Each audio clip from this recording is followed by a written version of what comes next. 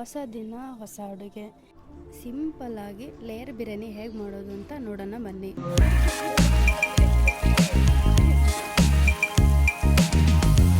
ಮೊದಲಿಗೆ 300 gram chicken ತಗೋಬೇಕು.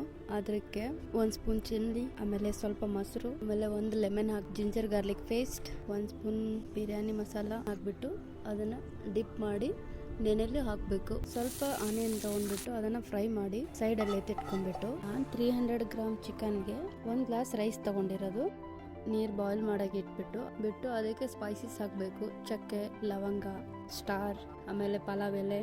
ನನಗೆ ಮಸಾಲ ಇಷ್ಟ ಇಲ್ಲ, ನಿಮ್ಗೆ ಎಷ್ಟು ಬೇಕು ನಿಮ್ಮ ತಕ್ಕಂತೆ ನೀವು ಹಾಕೋಬಹುದು. ನೀರು ಬಾಯ್ಲ್ ಆದ್ಮೇಲೆ ಬಾಸ್ಮತಿ ರೈಸ್ ಹಾಕಿದ್ರೆ ಮುಕ್ಕಾಲು ಬಾಯ್ಲ್ ಆಗಬೇಕು. ಇನ್ನು ಸ್ವಲ್ಪ ಬಾಯ್ಲ್ ಆಗಬಾರ್ದು. ಅಷ್ಟಕ್ಕೆ ಸ್ಟಾಪ್ ಮಾಡಿ ಆದ್ಮೇಲೆ ಒಂದು ಕಡೆ ನೆನಿಟ್ಟಿರ್ತೀವಲ್ಲ ನಾವು 1 ಅವರ್ ಚಿಕನ್, ಅದನ್ನ ತೆಗೆದ್ಬಿಟ್ಟು ಈಗ ಫ್ರೈ ಮಾಡಬೇಕು. ಫೈನಲ್ ಟಚ್ ಕೊಡಬೇಕು. ಇವಾಗ ನಾವು ಸ್ವಲ್ಪ ಆನಿಯನ್ ಕಟ್ ಮಾಡಬೇಕು, ಆಮೇಲೆ ಟೊಮೊಟೊ, ಸ್ಪೈಸಸ್ ಮತ್ತೆ ಸೇಮ್ ಸ್ಪೈಸಸ್ ತಗೋಬೇಕು. ಸ್ಟಾರ್, ಲವಂಗ, ಮಾಮೂಲಿ ಫ್ರೈ ಮಾಡೋದೆಲ್ಲ ಗೊತ್ತಲ್ಲ, ಸೊ ಹಂಗೆ ಮಾಡಿ ಇದನ್ನ ಡಿಪ್ ಮಾಡಿರೋದು ಅದ್ರೊಳಗೆ ಹಾಕ್ಬಿಟ್ಟು, ಇದು ಕೂಡ ಚಿಕನ್ ಮುಕ್ಕಾಲು ಬೆಂದಿರಬೇಕು.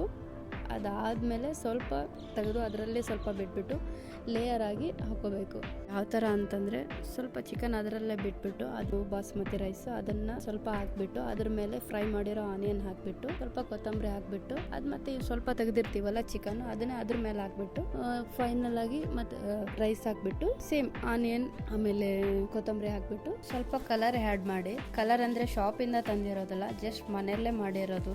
ಅರಿಶಿನ, ಅದಕ್ಕೆ ಸ್ವಲ್ಪ ನೀರು ಅಷ್ಟೇ.